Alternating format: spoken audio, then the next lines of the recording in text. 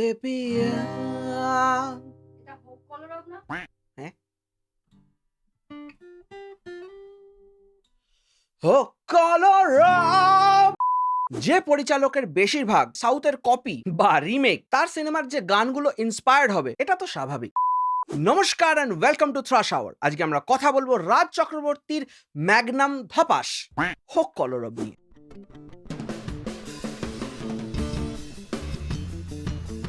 শুরু করার আগে এটা বলেনি যে credit must be given where credit is due. 2026-এ দাঁড়িয়ে যে চ্যালেঞ্জ এবং লে ছক্কার মতো সিনেমা বানানো যায় এটা রাজ চক্রবর্তী প্রমাণ করে দিলেন। হোক কলরব এমন একটা ছবি যেটা সিরিয়ালকেও হার মানিয়ে দেবে। এই ছবির সিনেম্যাটিক প্রেজেন্স একটা বি গ্রেড ভোজপুরি সিনেমার থেকেও বাজে। যে পরিচালক কয়েক দশক ইন্ডাস্ট্রিতে থাকার পরেও ফ্রেমিং, ব্লকিং, কম্পোজিশন, লাইটিং, ক্যারেক্টারের মুভমেন্ট, ক্যামেরার মুভমেন্ট কিছুই এখনো শিখে উঠতে পারেনি, আবার এনাদেরকে ক্রিটিসাইজ করলে হয়ে যায় এফআইআর।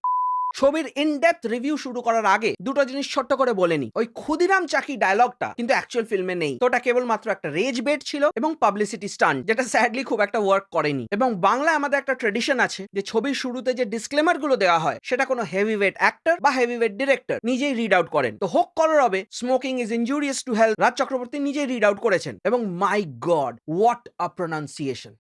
এবং বাংলা সিনেমায় জীবিত ব্যক্তির থেকে মৃত ব্যক্তির রোল বেশি, এই ধরুন বড় বড় করে অ্যাকনলেজমেন্ট দেওয়া হলো মহাত্মা গান্ধী ও কবিগুরুকে। ভাবুন তো, ওনারা বেঁচে থাকতে ভেবেছিলেন যে ওনারা একদিন টলিউডে কাজ পাবেন? ছবিতে ভিএফএক্স আর সিজিআই দেখে আমার মাথা ঘুরে গেছে। মানে দেশলাইতে আগুন জ্বলছে সেটাও সিজিআই, বোতলে আগুন জ্বলছে সেটাও সিজিআই। না, আমি মানছি বাড়িগুলোতে আগুন লাগাতে পারছে না, অত বাজেট নেই, গাড়ি নষ্ট করবে, এনারা তো রোহিত শেট্টি নন, কিন্তু একটা বোতলে তো আগুন লাগাতে পারতেন, ওটাও সিজিআই। বেশ কয়েক বছর আগে নজর বলে একটা সিরিয়াল হতো, ওটার ভিএফএক্স দেখে লোকে হাসাহাসি করতো। সেই গুলো কোথায় গেল? আমি ওদের ঘাড় ধরে টলিউডের এই সিনেমাগুলো দেখাবো। অ্যানিমেশন দেখে মনে হবে এমএস পেইন্টে বানিয়েছে। ছবিতে গল্প আছে ঠিকই, কিন্তু সেই গল্পের মাথামুন্ডু নেই। পুরোপুরি আমি একটা অন্য টপিকে কথা বলছি, কাল্পনিক চরিত্রদের নিয়ে। ধরুন একজন পরিচালক আছেন, উনি একটা পলিটিক্যাল পার্টির সাথে অ্যাসোসিয়েট, এবার উনি সিনেমাও বানান। এবার সিনেমা বানানোর সময় ওনার ওপর পার্টির প্রেশার রয়েছে, ওনার একটা নিজস্ব ইমেজ রয়েছে, তো এই সবগুলো প্রোটেক্ট করতে গিয়ে ওনাকে কিছু ডিসিশন নিতে হয়। আপনারা ভুলে ভাববেন না আমি এই সিনেমাটার কথা বলছি, এই কেস দেবেন না জানো। তো এই সিনেমায় ফেরত আসা যাক। বিরিয়ানির সাথে খিচুড়ির সাথে পায়েস মেশালে যা অবস্থা হবে, সেই অবস্থা হচ্ছে হোক কলরবে। ছবির টোনালিটি এবং মরালিটি ঘেটে ঘ। কখনো এটা সিনেমা, কখনো এটা ডকুমেন্টারি, আবার কখনো এটা নীতিমালা। এই ছবিতে কোনো ভিলেন নেই, কারণ যাকেই ভিলেন দেখাতে যাবেন আপনি তো কেস খাবেন। তাই জন্য এই ছবিতে পুলিশ খুব ভালো। এরকম হোয়াইট ওয়াশড পুলিশের ইমেজ আমি আজ অবধি দেখিনি। এই ছবিতে স্টুডেন্ট গুলো খুব ভালো, মানে যার উপর র্যাগিং হলো, যে মারা গেল, সে তো ভালো অফকোর্স, কিন্তু যারা র্যাগিং করেছে তারাও খুবই ভালো ছেলে, সেটা দেখানো হয়েছে এই সিনেমাতে। এই ছবিতে সবাই গিল্ট ফিলিং এ ভোগে। আচ্ছা, এই যদুপুর জায়গাটা কোথায় আপনারা জানেন? এরপর কোনো প্রবলেম হলে আমি ওই থানায় যাব, ওখানকার পুলিশগুলো কিন্তু বেশ ভালো, কোনো ডান্ডা ফান্ডা মারে না।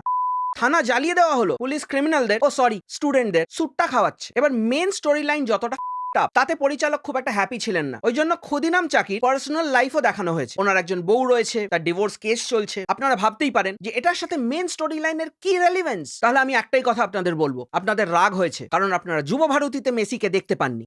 আচ্ছা, ওই চ্যালেঞ্জ, পাগলু, ওই সিনেমাগুলো মনে আছে? ওখানে কলেজ লাইফকে কিরকম ভাবে দেখানো হতো, এখানেও পুরোপুরি ওভাবেই দেখানো হয়েছে। কোথাও আমার মনে হচ্ছিল রাজ চক্রবর্তীর ডিরেকশন অঞ্জন দত্তর থেকে ইন্সপায়ার্ড হয়ে গেছে, মানে উনি মিউজিক্যাল বানাতে চাইছেন। মানে হোক কলরব নাড়া উঠছে, আবার গিটার নিয়ে গানও শুরু হয়ে যাচ্ছে, আবার সেই গানটা জয়েন করছে পুলিশও।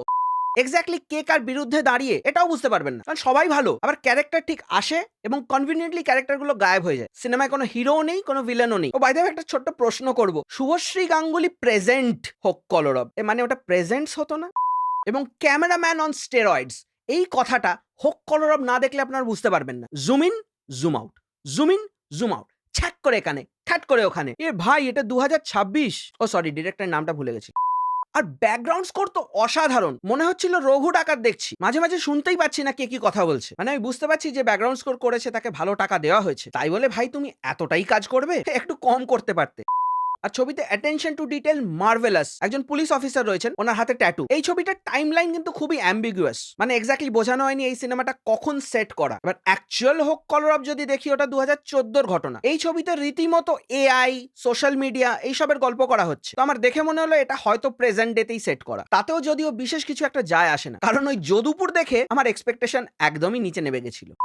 এই সিনেমার যে এডিটিং স্টাইল, এটাকে আমরা সাইন্টিফিক টার্মে বলি মাচা এডিটিং। মনে হচ্ছিল আমরা কোনো বি গ্রেড প্রোডাক্টের অ্যাডভার্টাইজমেন্ট দেখছি। সিনের কোনো কন্টিনিউয়াস ফ্লো বা মোশন নেই, সবই chop chop chop chop chop, শুধু কাটস দেখছি। মানে বলতেই পারেন এটা দেখে আপনার মনে হবে গরিবের রোহিত শেট্টির ফিল্ম। আর ছবির ডায়লগগুলো এবং পরিচালক আপনাকে সিরিয়াস হতে দেবেনই না। একদম সিরিয়াস মোমেন্টে কমেডি, একটা ডায়লগ কমেডি, একটা সিরিয়াস মোমেন্ট জোক। সেই আগে যেরকম সিনেমা ইনি বানাতেন, সেই কাঞ্চন মল্লিক বা বিশ্বনাথ বা রজতাভ সুরসুরি দিয়ে কমেডি, ওইগুলোই এখানে আছে। এখানে যে মুখগুলো রয়েছে, বাপ রে বাপ, আইদার কেউ একদমই অ্যাক্টিং পারে না বা এতটাই ওভার অ্যাক্টিং করে।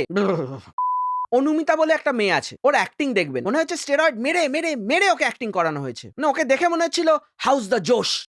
হ্যাঁ, তবে জোকস অ্যাপার্ট, স্বপ্নময়ের ক্যারেক্টার যে প্লে করেছে ওর অ্যাক্টিংটা আমার ঠিকঠাক লেগেছে, in fact quite good. But sadly ওর স্ক্রিন টাইম একদমই ছোট ছিল। ছবিতে কোনো কিছুই অ্যাকচুয়ালি দেখানো হয়নি। প্রথমে দেখে মনে হলো যে একটা নার্কোটিক্স এর অ্যাঙ্গেল রয়েছে, সেটাও অ্যাবান্ডন করে দেওয়া হলো। পুলিশের ইনভেস্টিগেশন জিরো, ছাত্রদের মধ্যে ক্ষোভের কারণ নন এক্সিস্টেন্ট, র্যাগিং এর ব্যাকড্রপ, ব্যাকগ্রাউন্ড, কনসিকুয়েন্স কিছুই নেই। আরে ভাই, বানাতে কি চেয়েছিলেন আপনি? এরকম একটা সেন্সিটিভ টপিক নিয়ে ডিল করতে গিয়ে এত জোকস, মানে যাদেরকে আমরা দেখছি তারা র্যাগিং করে একজনের প্রাণ নিয়েছে, তো তাদের বাড়িতে গিয়ে এত কমেডি। এবং লাস্টের ওই ক্লাইম্যাক্সের সিনটা কি ছিল? ওই বোতলটা মারলো 4 ফিট দূরে, লোকটা গায়ে আগুন লেগে মরে গেল। আমার মনে হয় এই গল্পগুলো যারা লেখে তারা হাতে পেন নিয়ে ঘুমিয়ে পড়ে এবং ঘুমের ঘরে যে আঁকিবুকি কাটে ওটাকেই পরের দিন বলে স্ক্রিপ্ট। এ বাবা, তাই বলে ভাববেন না আমি পরিচালককে এটা বললাম। সব চরিত্র কাল্পনিক। ছবিতে গল্প, অ্যাক্টিং এগুলো সব সেকেন্ডারি। প্রচুর ডেড এয়ার, আননেসেসারি গান, আমরা লড়বো কিসের এগেনস্টে, কেন, নো ক্লু। পরিষ্কার বোঝা গেল যে এটা একটা হোয়াইট ওয়াশ করার জন্য সিনেমা। কাউকে খারাপ দেখানো হয়নি। এবং একটা অদ্ভুত ক্যারেক্টার আছে বিক্রম বলে, যার নামটা কেন উঠলো বোঝাই গেল না, তাকে দেখানোই হলো না। কে বিক্রম? এই ছাত্রগুলো হঠাৎ জঙ্গলে কেন পালিয়ে গেল, আবার চলে কেন এলো, আবার জঙ্গলে দাঁড়িয়ে বলছে আমাদের 4টে কমরেডকে মেরে দিয়েছে। কে মেরেছে? পুলিশ। এখানে তো পুলিশ ডান্ডাই মারে না। ওই লাইনটার মানে কি ছিল? আমাদের চারিদিক দিয়ে ঘিরে নিয়েছে। সবই এক্সপোজিশন, সবই ডায়ালগ, দেখানো কিচ্ছু হয়নি। আবার এই ছবিতে রুদ্র বলে একজন ক্যারেক্টার রয়েছে, ওনাকে দেখে মনে হবে SRK অন স্টেরয়েডস। ভাই, শাহরুখ খানের অ্যাক্টিংটা শাহরুখ খানকেই মানায়। আমরা বাঙালিরা গরিবের শাহরুখ খান হয়ে বাঁচতে চাই না। You keep that acting to yourself. ছবিতে শুনবেন কমরেডকে মারা হয়ে গেছে, প্যারামিলিটারি নামানো হয়েছে, সেটা দেখানোর বাজেট নেই। আচ্ছা, বলারই বা কি দরকার? পুরো গল্পটা শহরেই রাখো না। হঠাৎ কিছু ড্রোন শটস দিয়ে গ্রাম দেখিয়ে আমি কি ইউনিভার্সটাকে এক্সপ্যান্ড করে দিলাম? আমি একটা রেফারেন্স টানবো, সেটা যারা ড্রাগন বল জি দেখেন তারাই বুঝতে পারবেন। ড্রাগন বল জিতে একটা ক্যারেক্টার ছিল গজিটা বলে। গজিটার সাথে জেনেম্বার একটা ফাইট সিকোয়েন্স আছে, সেখানে একটা অসাধারণ ব্যাকগ্রাউন্ড স্কোর আছে। এই ছবিতে হুবাহু ওরকমই একটা ব্যাকগ্রাউন্ড স্কোর আছে, একটা থিম মিউজিক। আমি আর বেশি কিছু বলবো না। এখানে একটা স্টুডেন্টকে মারা হলো, থানা জ্বালানো হলো, নার্কোটিক্সের অ্যাঙ্গেল ঢোকানো হলো, বাট শেষে গিয়ে সব অ্যাবান্ডন করে ক্ষমা, গিল্ট, রিমোর্স, সেলফ স্যাক্রিফাইস। ছবির প্রোডাকশন ভ্যালু, প্রেজেন্টেশন দেখলে বোঝাই যায় একদম লো বাজেট প্রোডাকশন। যে অ্যাক্টরগুলোকে নেওয়া হয়েছে তারা এক ফোটাও অ্যাক্টিং পারে না। এবং বাংলা সিনেমা দেখতে যাওয়া একটা দারুণ এক্সপিরিয়েন্স। মানে আমি আইনক্সে ফার্স্ট ডে ফার্স্ট শো দেখতে গেছিলাম, রাইট হ্যান্ড উইং এ বসেছিলাম। তো মিডল আইলটা ওই যে কটা ছেলে মেয়ে অ্যাক্টিং করেছে হোক কলরবে, ওরাই ছিল। এবং নিজেদের হাততালি নিজেরাই দিচ্ছে, নিজেদের দেখে সিটি নিজেরাই মারছে। তো বাংলা সিনেমার কারণে মাল্টিপ্লেক্স গুলো কদিন পর ময়দান হয়ে যাবে। হ্যাঁ, ওদের কি নিজেদের সিনেমা নিজেদের দেখার অধিকার নেই? অফকোর্স আছে, ফ্রিতে টিকিট পেলে সবাই দেখবে। কিন্তু ভাই যাও, নুইসেন্স করো না। আর নিজেদেরকে স্ক্রিনে দেখে নিজে হাততালি দেওয়াটা নার্সিসিজম বলে। প্রোডাকশন টিম বলে দেয়নি? আমি ভাবছি বম্বে শিফট করে যাব। কে জানে, first day first show Shahrukh Khan আমার পাশে এসে বসলো। আপনারা জানেন আজকাল ফরেন্সিক কিভাবে হচ্ছে? ছাদ থেকে পুতুল ফেলে দিয়ে ইনভেস্টিগেশন হচ্ছে, যে লোকে ঠেললে পুতুল কোন মুখ করে পড়বে আর পুতুল নিজে ঝাঁপ দিলে কোন দিকে মুখ করে পড়বে। মানে একটা পুতুলের বডি কম্পোজিশন, মাস, শেপ, উইন্ড রেজিস্ট্যান্স, এগুলো কোনোটাই ম্যাটার করে না। ও বাবা, সব কি টার্ম বলে দিলাম। কয়েকজন এসে বলবেন সিনেমা আপনি সায়েন্স করছেন। সরি, পরিচালকের নামটা দেখা উচিত ছিল। কত সিরিয়াস একটা ভালো সিনেমা হতে পারতো। মানে খিচুড়ি দেখলাম, হাত ঢোকালাম, বেরোলো পোড়া রুটি। তো হোক কলরবের মতো একটা সেন্সিটিভ ইস্যু এবং স্লোগানকে তুলে এরকম একটা খেললি মার্কা সিনেমা, এটা বানানো টলিউডেই সম্ভব। তো আমি হোক কলরবকে 0 দেবো আউট অফ 10। 2026-এ দাঁড়িয়ে এসব সিনেমা বানানোর কোনো মানে হয় না। তো যাই হোক, এই ছিল আমার ভিউজ এন্ড ওপিনিয়ন্স অন হোক কলরব। আপনাদের যদি এই ভিডিওটা ভালো লেগে থাকে তাহলে একটা লাইক, শেয়ার আর সাবস্ক্রাইব করে দেবেন। আপনাদের কোনো মতামত, সাজেশন বা ওপিনিয়ন থাকলে কমেন্ট সেকশনে নিশ্চয়ই জানাবেন। You can always connect with me on my Instagram account. আপনারা দেখছিলেন থ্রাশ আওয়ার, আমি আপনাদের হোস্ট টম থ্রাশ, এবং দেখা হচ্ছে পরের ভিডিও।